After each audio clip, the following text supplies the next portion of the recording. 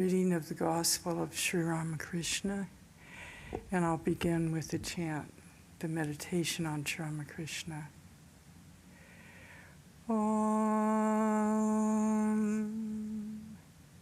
Hridaya Kamala Madhye Rachitam Nirvikalpam Sada Sada Kila Bedati Kameka Swarupam Prakriti Vikriti Shunyam Nityamanandamurtim Vimala Paramahamsam Ramakrishnam Bhajamaha Nirupamamati Sukshmam Nishprapancham Nirhiham Gagana Sadrisham Isham Sarvabhuta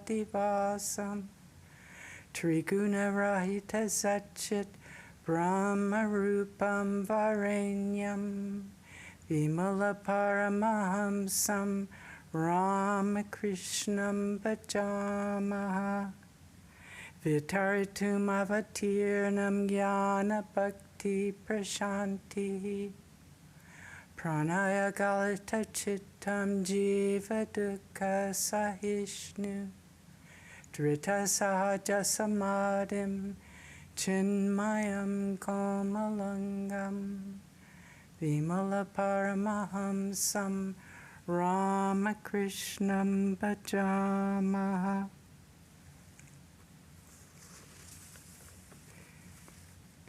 This knower of Brahman, ever established in his own nature, full of wisdom, self-possessed and self-lighted, eternal, the very image of that Brahman who is pure bliss, shining ceaselessly in the lotus of the heart, one alone and without parts, pure and still. This Ramakrishnam, Paramatman Supreme, we adore. Subtle, fine, and luminous, not even the shadow of the gross can ever reach him, for his purity is without parallel, untouched by Maya's webs of deceit, beyond the dark river of time and desire. Vast as the sky, this Supreme Lord, the very essence of Brahman as existence and light. This Ramakrishna, Paramatman Supreme, we adore.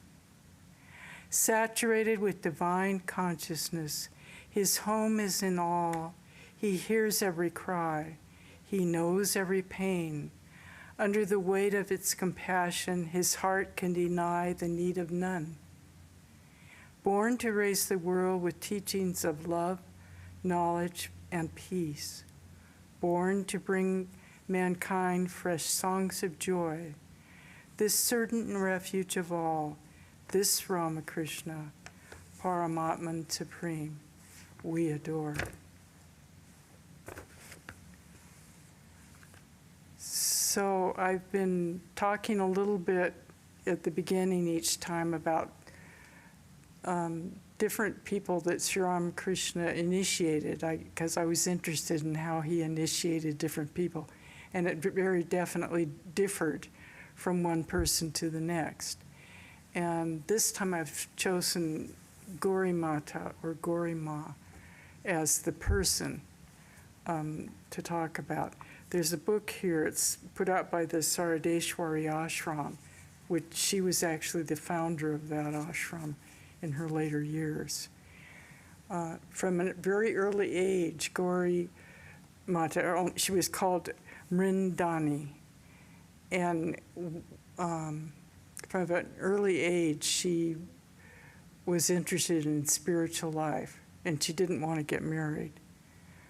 So I'll start with this little section about how she became so devoted to Krishna. The first whisper of the call of the divine was conveyed to Mrindani when she was 10. One day she was sitting by looking on abstractedly while a group of boys and girls were playing in the compound at the house at Bhawanipur. Her eyes chanced to fall upon a stranger, a tall Brahmin with a lofty bearing moving toward her. He came near and asked her in a tone full of affection, "Why don't you join these children at play? Why are you sitting quiet like this?" And she replied, "I have no liking for such sports." As she spoke, there came an irrepressible feeling over her, and she felt a longing to throw herself at his feet, as if she had known him a long time, and known him as worthy of great reverence. She bowed to him and received his blessing. "May you be devoted to Krishna." After a few words more, he went on his way, and the girl was looking after him wistfully. This is actually her first meeting with Sri Ramakrishna, but she didn't know it at that time, who he was.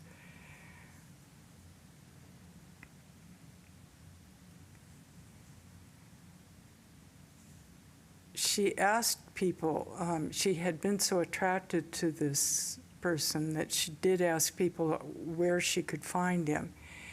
And as it happens, Balaram Bose, who was becoming close with Sri Ramakrishna at this time, actually, of course, knew Sri Ramakrishna.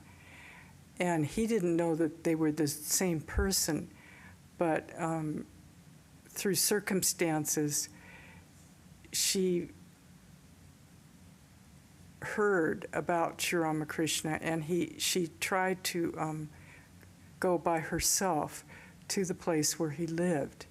And she made her way to his cottage and noiselessly walked into it.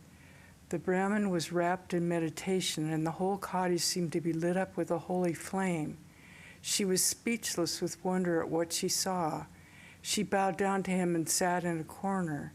Some considerable time elapsed before he slowly opened his eyes, and the child bowed to him again, and he said, "So you've come." In a voice tremulous with feeling, Radhani earnestly prayed to him for instruction that would enable her to tread the golden path of devotion. She was accompanied by a neighborhood family, and early the next morning when she came to him after bathing in the Ganges, he initiated her into the way. It was the Rasa Purnima day, an auspicious day for Hindus, a little more than a month after Durga Puja. Her wish was fulfilled, and her heart overflowed with gladness. So she actually got initiated when she was still just a very young girl. She left her home. They tried to get her married, and she ran away, and she had all kinds of different adventures. She traveled to all the different holy places. She met a lot of holy men, including like Trilanga Swami and others. She went on a pilgrimage, and then she'd already been to Puri once, but she went again to Puri.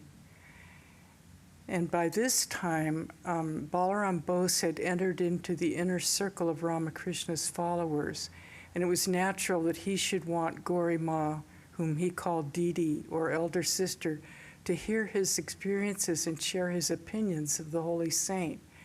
But she would just laugh at him and say, "If your saint has so much power, why doesn't he pull me to him by force? And nothing short of that will make me go to him." And one day, while staying in the house of Balaram Bose, she went for her daily puja, but she couldn't finish it. She tried it 3 times, and 3 times she failed. Someone had come between her and her Damodar Shila. She had been wearing this stone representing, which she'd been given by someone. She'd been wearing it and worshiping it for many years as she did her different pilgrimage. The experience was startling. She fell down unconscious in her room, and women of the family, feeling her absence to be very long, looked in and found her lying on the floor, and tears were streaming forth from her eyes. It took her some hours to regain partial consciousness, and she stared vacantly if anyone asked her a question, unable to reply.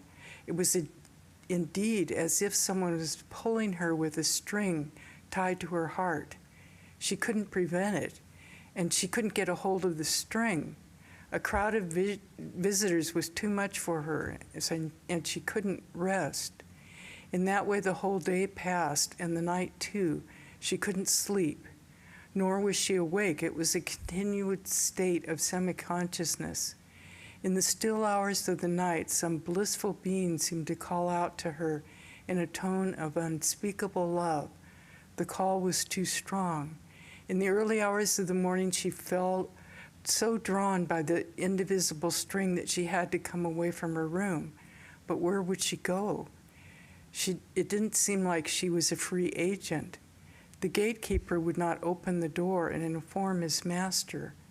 Balaram Bose himself appeared and questioned her, but finding her speechless and in a peculiar mental state, he was struck by the idea that it was a favorable moment for taking her to his holy saint, and immediately he took Gauri Ma to Dakshineswar, accompanied by his wife and a few ladies of the neighborhood.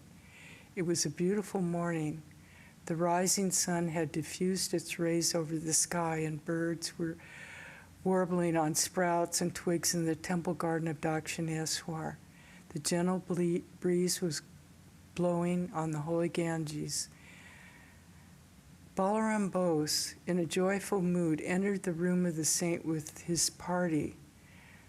There was Sri Ramakrishna seated on a stool, smiling and humming a song to himself, and he was winding a string around a piece of wood.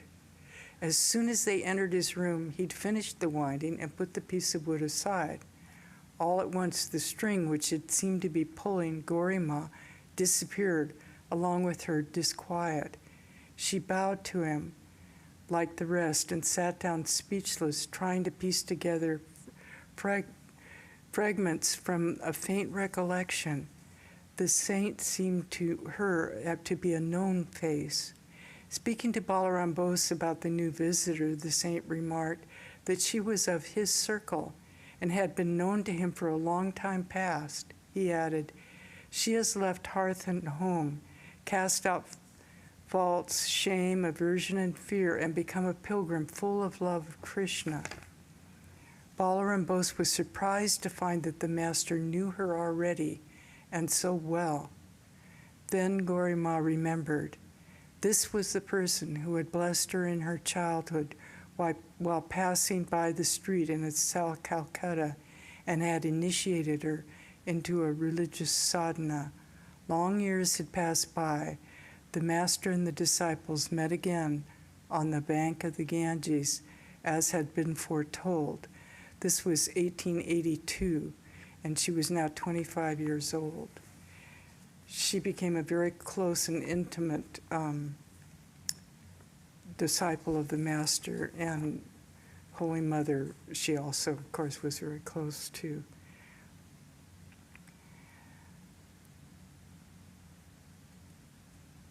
Ramakrishna encouraged Gauri Ma to settle down in her life from pilgrimage and devote herself to working for the betterment of women in India. The women of India's plight was great, and Ramakrishna wanted her to work to improve their education and development. Gauri Ma protested that she had neither the proper training nor education for such a feat, and Ramakrishna replied, "I'm pouring the water, you need the clay." Swami Vivekananda echoed Ramakrishna's praise for Gauri Ma, stating, "Where is Gauri Ma? We want 1,000 such mothers with such noble and stirring spirit."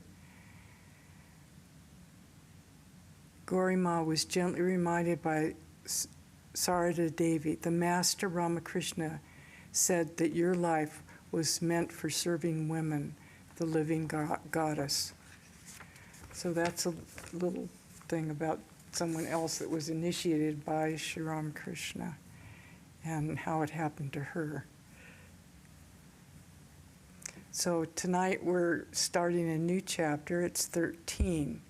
the Master and M. I'm on 274 in this edition of the Gospel. August 19th, 1883. It was Sunday, the first day after the full moon. Ramakrishna was resting after his noon meal. The midday offering had been made in the temples, and the temple door was closed.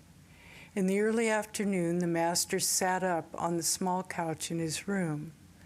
M prostrated himself before him and sat on the floor. The Master was talking to him on the philosophy of Vedanta. Master to M. Self-knowledge is discussed in the Ashtavakya Samhita. The non-dualists say, Soham, that is, I am the Supreme Self. This is the view of the sannyasis of the Vedantic school, but this is not the right attitude for householders who are conscious of doing everything themselves. That being so, how can they declare I am that, the action of Supreme Self? According to the non-dualists, the self is unattached, good and bad, virtue and vice, and the other pairs of opposites cannot in any way injure the self, though they will afflict those who have identified themselves with their bodies. Smoke soils the walls, certainly, but it cannot in any way affect Akasha, space. Following the Vedantists of this class, Krishna Kishore used to say, I am Ka, meaning Akasha. Being a great devotee, he could say that with some justification, but it's not becoming for others to do so. But to feel that one is a free soul is very good. By constantly repeating, I am free, a man becomes free. On the other hand, if constantly repeating, I'm bound, he certainly becomes bound to worldliness. The fool who says, I am a sinner, verily drowns himself in worldliness. One should rather say, I have chanted the name of God. How can I be a sinner? How can I be bound? To M. You see, I am very much depressed today. Hriday has written to me that he's ill. Why should I feel dejected about it? Is it because of Maya or Daya? M couldn't find suitable words for a reply, and so he remained silent. Master, do you know what Maya is? It is attachment to relatives, to friends, to brother and sister, to wife and children, nephew and niece. Daya means love for all created beings.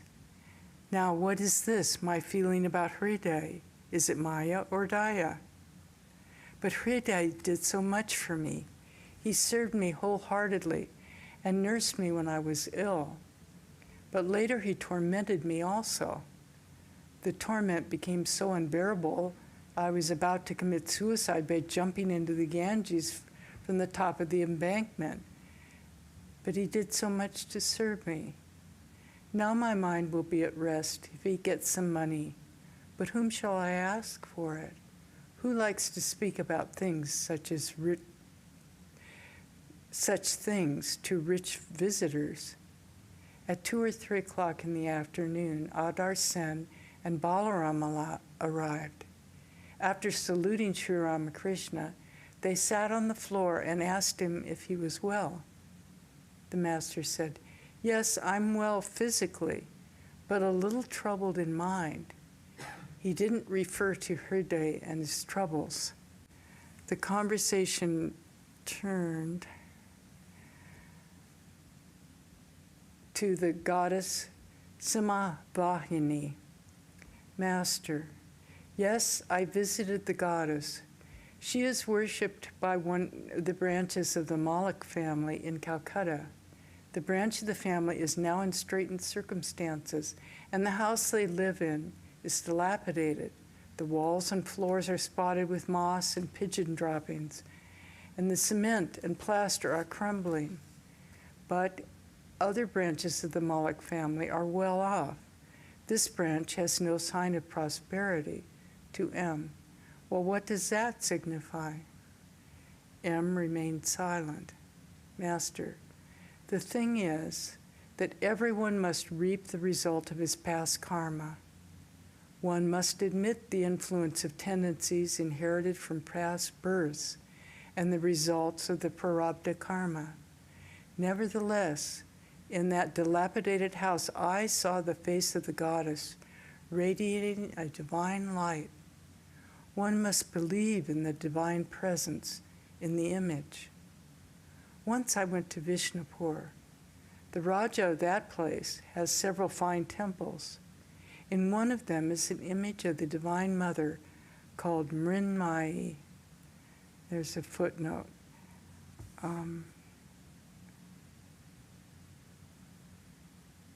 There's a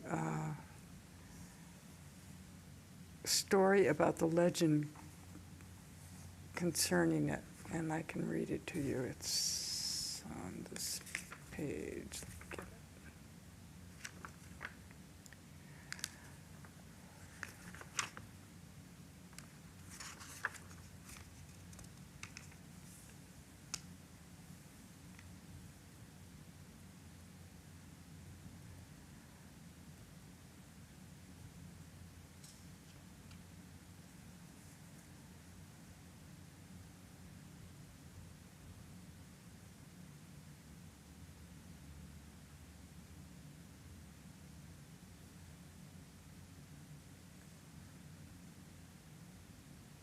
One day, Ranjit Raya was engaged in the duties of the state. He was very busy. There was a girl with her childlike nature was constantly interrupting him, saying, "Father, what is this? What is that?" Ranjit Raya tried with sweet words to persuade her not to disturb him and said, "My child, please leave me alone. I have much work to do." But the girl wouldn't go away. And at last, absent-mindedly, the father said, "Get out of here." On this pretext, she left home. A peddler of conch shell articles was going along the road. From him, she took a pair of bracelets for her wrist.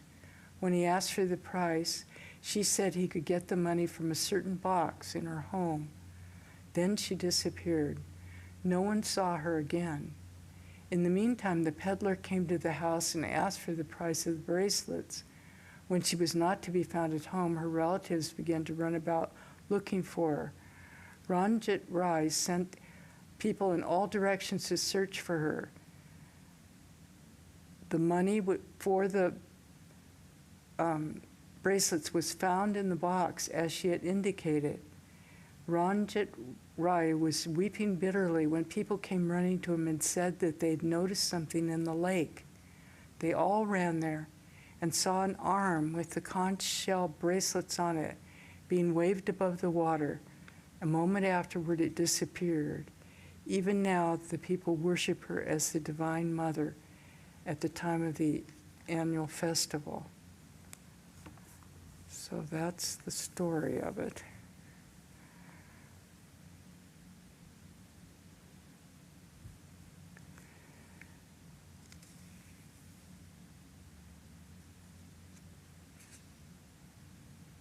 I didn't know at that time the women devotees offer ornaments to the goddess Mrinmayi while visiting her temple. Near the lake, I went into samadhi, though I had not yet seen the image in the temple. In that state, I saw the divine form from the waist up, rising up from the water. In the meantime, other devotees had arrived, and someone referred to the political revolution and civil war in Kabul. A devotee said that Yak Khan, the Amir of Afghanistan, had been deposed. He told the master that the Amir was a great devotee of God. Master, but you must remember that pleasure and pain are the characteristics of embodied state. In Kavi Rankhan's Chandi, it is written that Kaluvir was sent to prison and a heavy stone was placed upon his chest. Yet Kala was born as a result of the boon from the Divine Mother of the universe. Thus, pleasure and pain are inevitable when the soul accepts a body. Again, take the case of Sri Manta, who was a great devotee. Though his mother, Kulani, was very much devoted to the Divine Mother, there was no end to his troubles. He was almost beheaded. Then there's also the instance of the woodcutter, who was a great lover of the Divine Mother. She appeared before him and showed him much grace and love, but he had to continue his profession of woodcutting and earn his livelihood by that arduous work.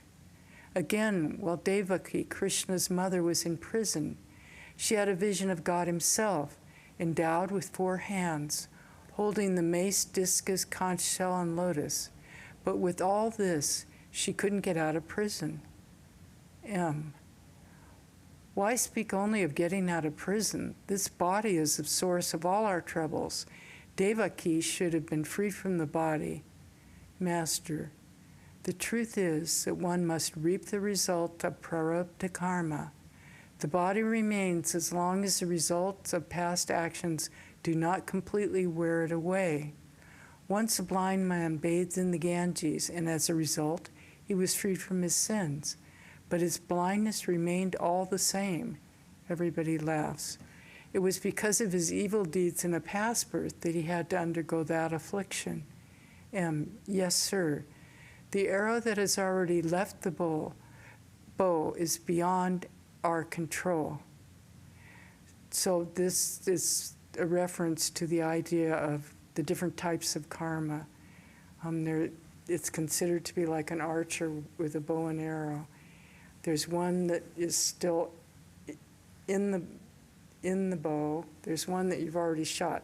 The one you've already shot is your prarabdha karma, and they say you have to reap the result of that no matter what. But Holy Mother also says that it can become less if you do spiritual practice, whatever that you were going to reap from that one. The one that's in the bow, you can get rid of. You can put that one down in this birth. And the ones that are in the quiver can be burnt also before they have to be used. So you can become liberated. And those are the different types of karma that they refer to. But the prarabdha karma, they say, that's what brought us into this birth, and we all have to suffer whatever the result of that is. M. Yes, sir. The arrow that has already left the bow is beyond our control. Master, however much a bhakta may experience physical joy and sorrow, he always has knowledge and the treasure of divine love. This treasure never leaves him. Take the Pandana brothers, for instance. Though they suffered many calamities, they didn't lose their God consciousness, not even once. Where can you find men like them, endowed with so much knowledge and devotion? Just then, Narendra and Colonel Vishwanath Upadhyaya entered the room. Narendra was then 22 years old and studying in college. They saluted the master and sat down. The master requested Narendra to sing. The tampura hung on the west wall of the room.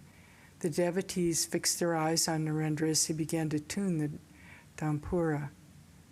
Master to Narendra, the drums don't sound as good as before. Captain, they are now full. Therefore they are quiet like the vessel filled with water, or they are like a holy man who remains silent when his heart is full of God consciousness. Master, but what about sages like Narada? Captain, they talked because they were moved by the suffering of others. Master, you are right. After attaining samadhi, Narada, Sukdeva, and others came down a few steps, as it were, to the plane of the normal consciousness and broke their silence out of compassion for the suffering of other people. Narendra began to sing, "Oh, when will dawn that blessed day, when he who is all God, all beauty, and all truth will light up the innermost shrine of my heart?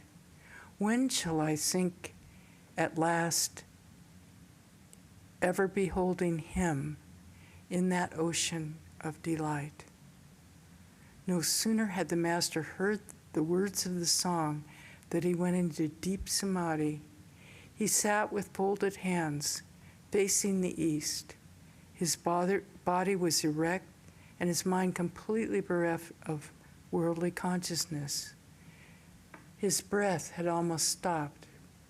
With unwinking eyes, he sat motionless as a picture on a canvas. His mind had dived deep into the ocean of God's beauty. Narendra left the room and went to the east veranda, where Hazra was seated on a blanket. With a rosary in his hand, they fell to talking. Other devotees arrived. The master came down from samadhi and looked around. He couldn't find Narendra. The tampura was lying on the floor. He noticed that the earnest eyes of the devotees were riveted on him.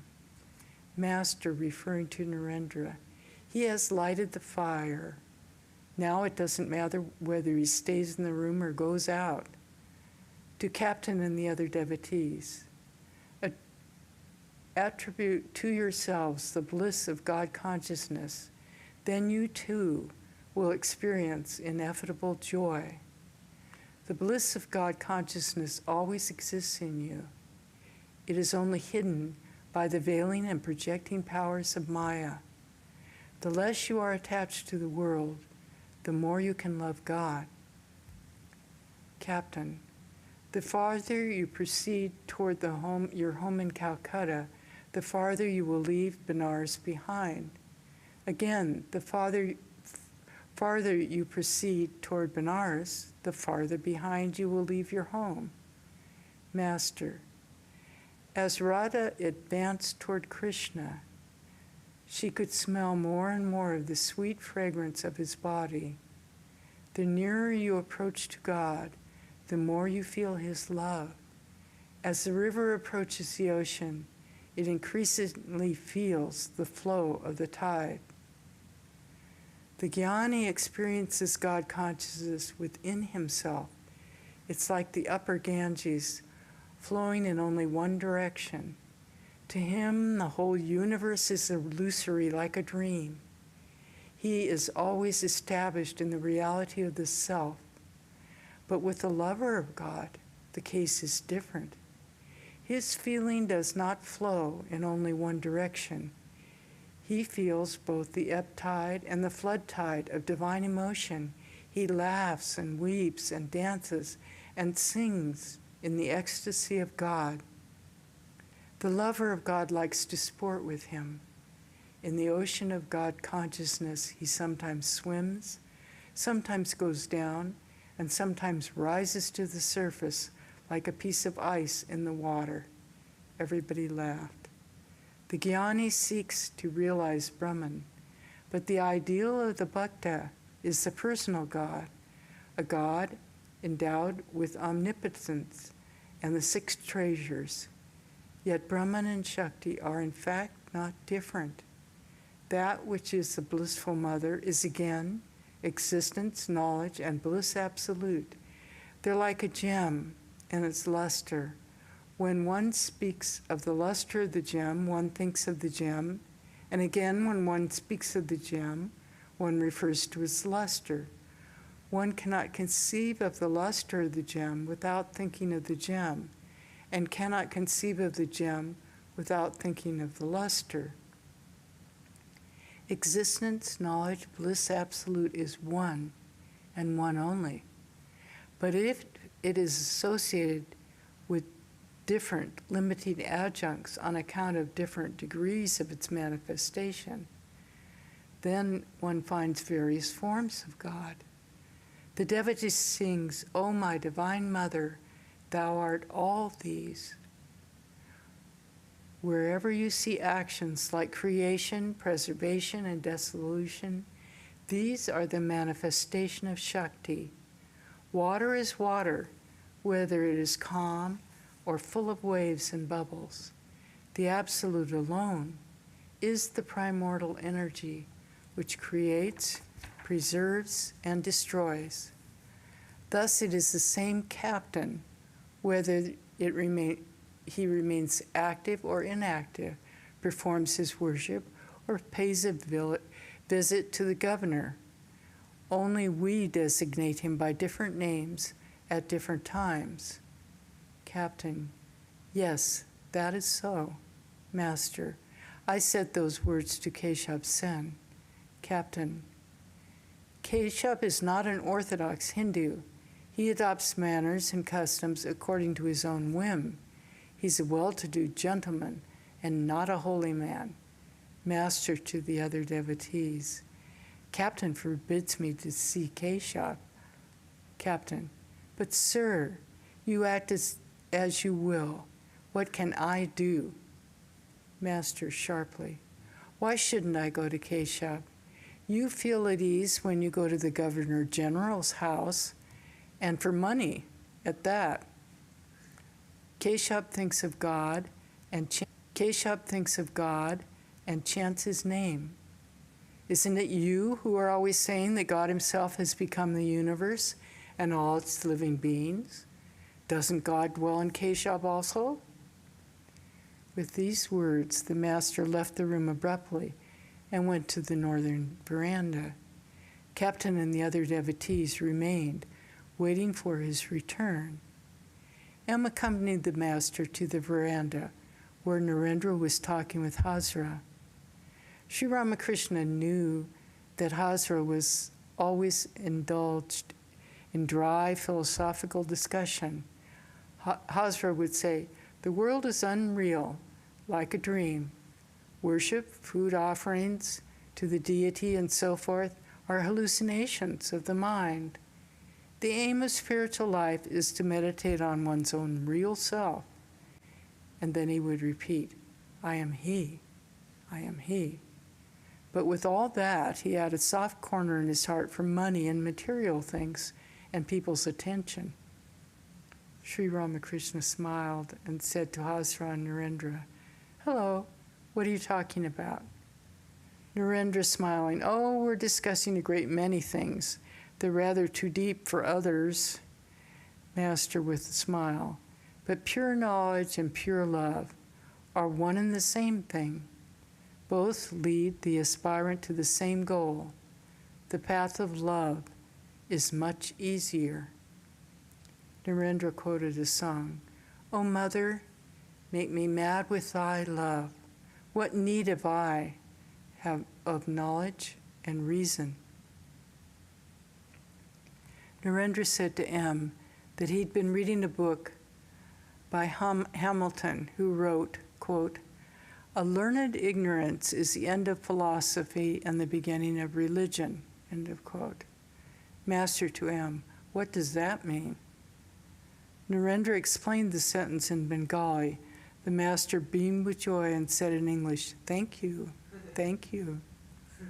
Everyone laughed at the charming way he said these words. They knew that his English vocabulary consisted of only half a dozen words. It was almost dusk when most of the devotees, including Narendra, took leave of the master. Sri Ramakrishna went out and looked at the Ganges for a few minutes from the western porch. Two priests were bathing in preparation for the evening worship. Young men of the village were smiling in the gardens or standing on the concrete embankment, gazing at the murmuring river. Others, perhaps more thoughtful, were walking about in the solitude of the Panchavati. It became dark. The maidservant lighted the lamp in Sri Ramakrishna's room and burned incense. The evening worship began in the 12 temples of Shiva and the shrines of Krishna and Kali. As it was the first day after the full moon, the moonlight soon flooded the tops of the trees and temples and touched the silver and numerous waves of the sacred river, the Master returned to his room.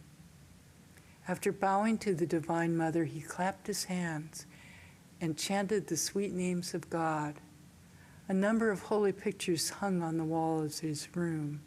Among others, there were pictures of Dhruva, Prahlada, Kali, Radhakrishna, and the coronation of Rama.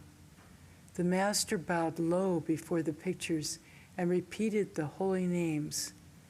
Then he repeated the holy words, Brahman, Atman, Bhagavan, Bhagavata, Bhakta, Bhagavan, Brahma, Shakti, Shakti, Brahma, Brahman, Veda, Purana, Tantra, Gita, Gayatri.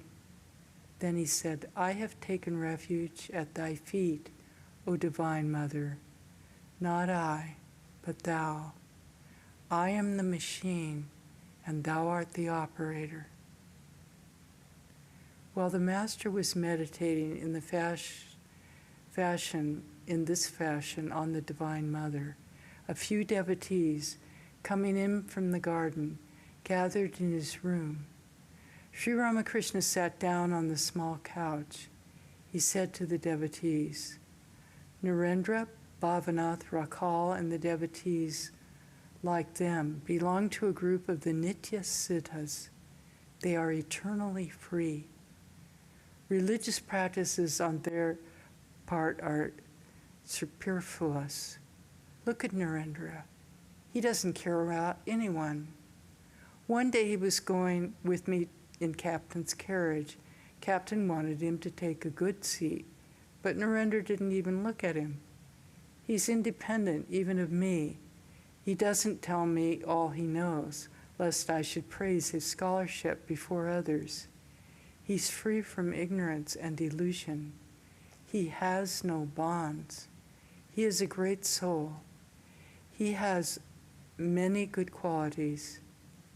He is expert in music, both singer and player, and he is also a versatile scholar. Again, he keeps his passions under control and says that he will never marry. Then there's close friendship between Narendra and Bhavanath. They are like a man and a woman. Narendra doesn't come here very often. That's good, for I am overwhelmed by his presence. Monday, August 20th, 1883. Sri Ramakrishna was sitting on his bed inside the mosquito net, meditating.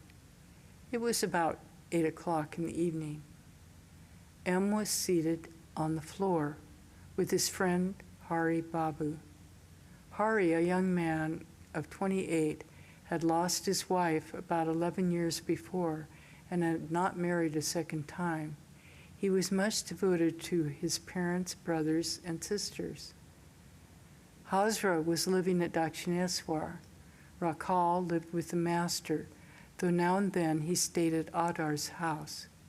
Narendra, Bhavanath, Adar M., Ram, Manmohan, and other devotees visited the Master almost every week. Hriday, Sri Ramakrishna's nephew, was ill in his home in the country, and the Master was worried about him. One of the devotees had sent him a little money, but the Master didn't know it. When Sri Ramakrishna came out of the mosquito net and sat on the small couch, the devotees saluted him. Master to M. I was meditating inside of the net, and it occurred to me, after all, it was nothing but the imagining of a form, so I didn't enjoy it. One gets satisfaction if God reveals himself in a flash. Again, I said to myself, who is it that meditates? And on whom does he meditate? Yes, sir, you said that God himself has become everything, the universe and all living beings. Even he who meditates is God. Master, what is more, One cannot meditate unless God wills it. One can meditate when God makes it possible for one to do so. What do you say?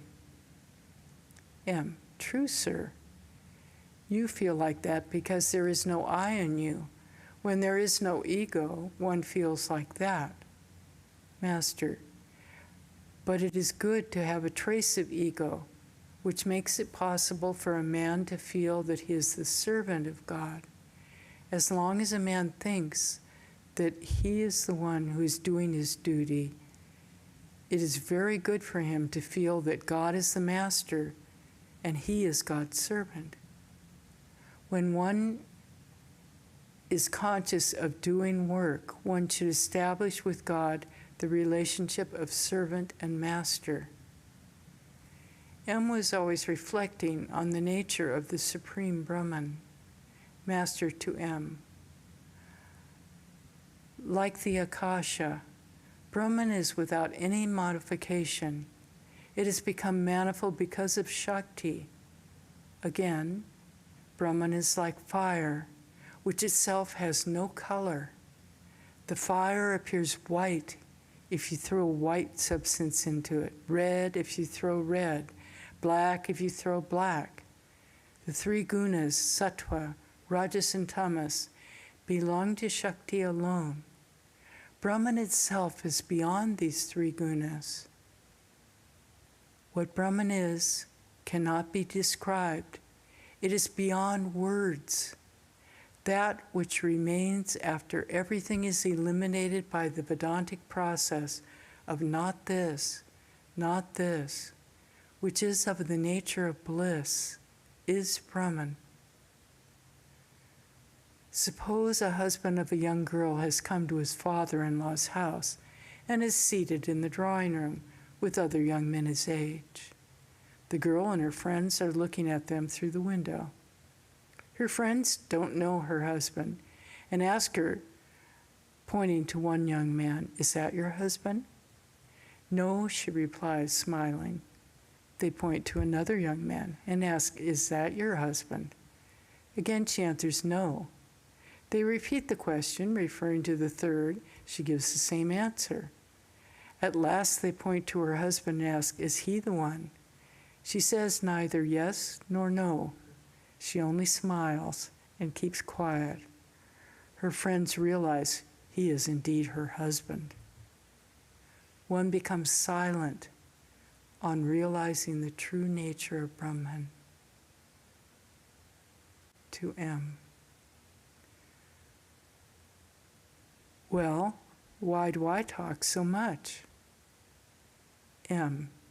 You talk in order to awaken the spiritual consciousness of the devotees. You once said that when an uncooked luchi is dropped into boiling ghee, it makes a sizzling noise.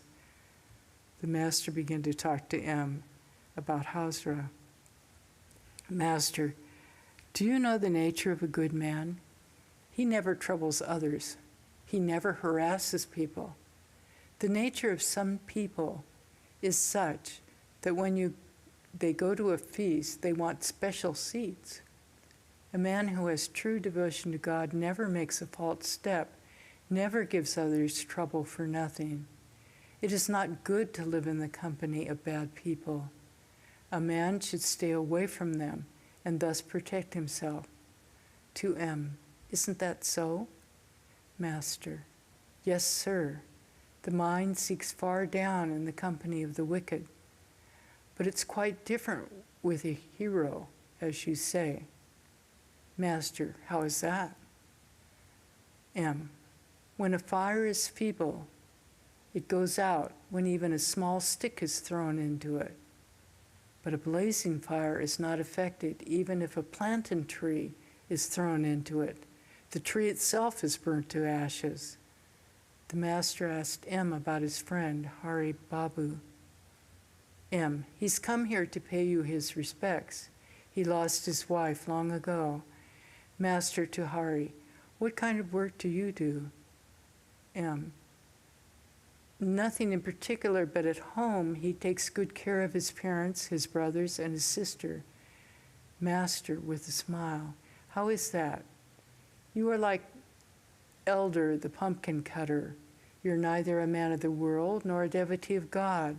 That's not good. You must have seen the elderly man who sits in the family and is always ready, day and night, to entertain the children. He sits in a parlor and smokes the hubble-bubble. With nothing in particular to do, he leads a lazy life. Now and then he goes to the inner court and cuts a pumpkin. For, since women do not cut pumpkins, they send the children to ask him to come to do it.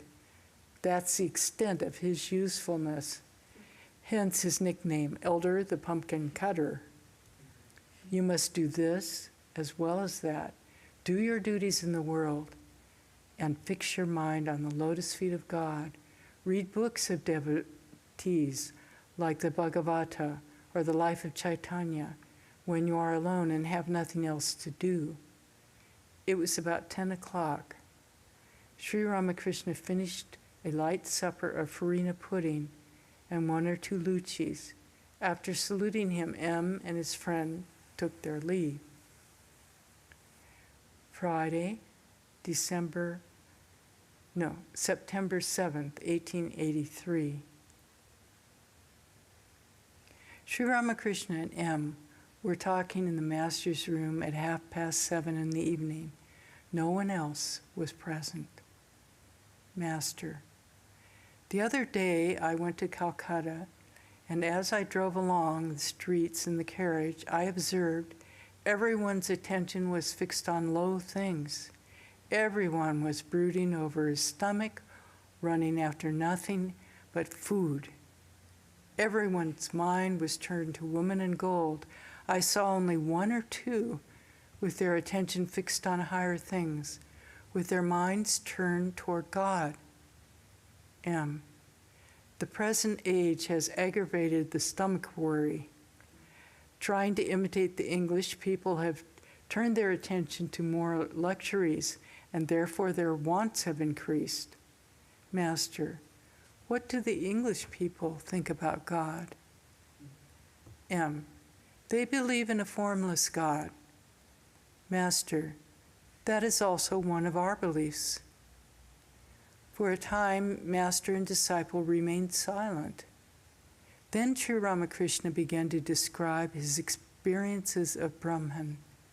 Master: one day I had the vision of consciousness, non-dual and indivisible.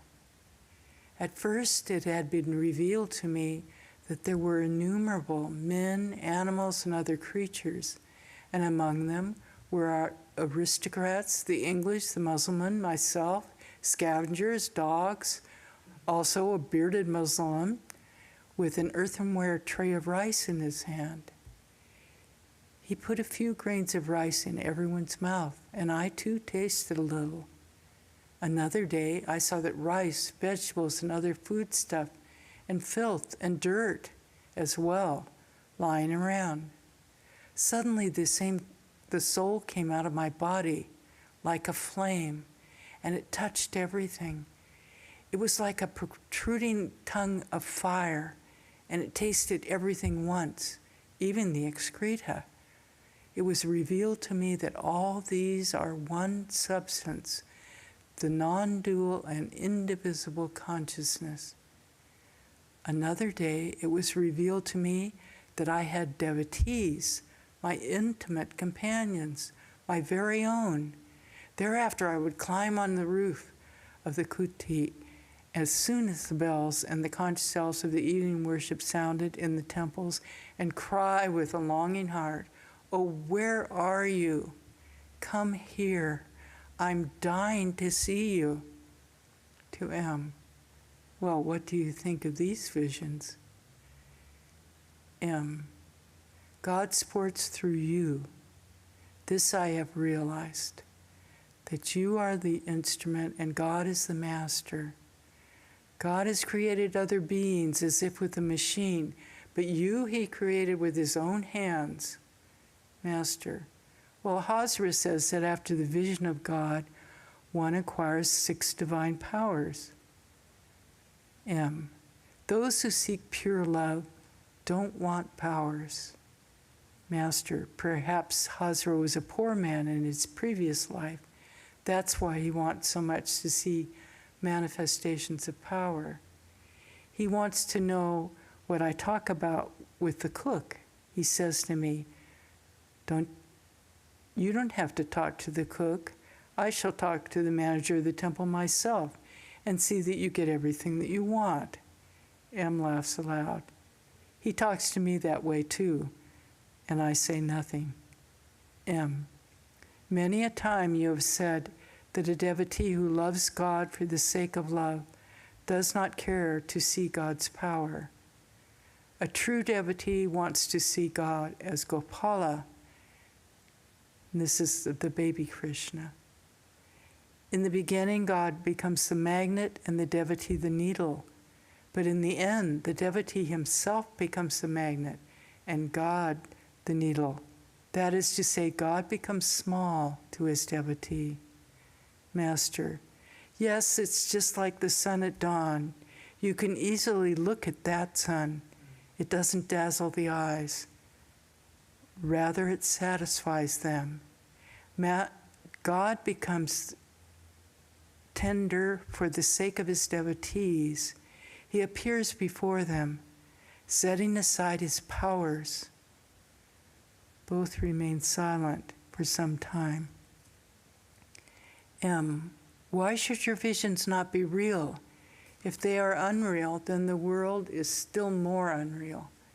For there is only one mind, that is the instrument of perception. Your pure mind sees those visions, and our ordinary minds see worldly objects. Master, I see that you too have grasped the idea of unreality. Well, tell me what you think of Hazra. M. Oh, I don't know. The Master laughs. Master, well, do you find me to be like anyone else? M. No, sir. Master, like any other Paramahamsa? M. No, sir. You cannot be compared to anyone else. Master, smiling. Have you heard of a tree called the Achina? No, sir. Master, there's a tree called by that name, but nobody knows what it is. M. Likewise, it's not possible to recognize you. The more a man understands you, the more uplifted he will be. M was silent. He said to himself, the Master referred to the sun at dawn and to the unrecognizable tree. Did he mean an incarnation of God? Is this why the play of God sports through man? Is the Master himself an incarnation? Was this why he cried to the devotees from the roof of the Kunti, where are you? Come to me. So I'm going to stop there.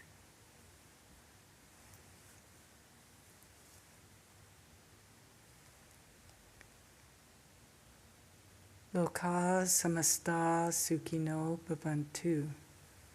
Loka samasta sukhino bhavantu. Loka samasta sukhino bhavantu. May all beings be peaceful.